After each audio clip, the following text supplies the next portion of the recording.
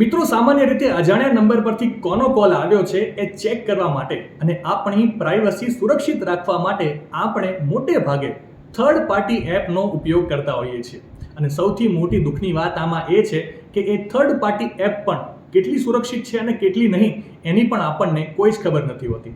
ત્યારે હવે ભારત સરકારના ટેલિકોમ વિભાગે મોબાઈલ કોલ છેતરપિંડી અટકાવવા માટે એક ખાસ પગલું ભર્યું છે. હવે જ્યારે તમને કોઈ અજાણ્યા નંબર પરથી કોલ આવશે ત્યારે કોલ કરનારનો નંબર અને નામ તમારા મોબાઈલની સ્ક્રીન પર દેખાશે અને એ પણ કોઈ પણ થર્ડ પાર્ટી એપ્લિકેશનનો ઉપયોગ કર્યા વગર. આ નામ મોબાઈલ નંબર કનેક્શન ખરીદતી વખતે વપરાશકર્તા દ્વારા આપવામાં આવેલા આઈડી પ્રૂફ જેવું જ હશે. આ એક ડિફોલ્ટ સુવિધા રહેવાની છે. જો કોઈ પણ વપરાશકર્તા આ સુવિધા ઈચ્છતો નથી તો તેઓ તેને ડીએક્ટિવેટ પણ કરી શકે છે.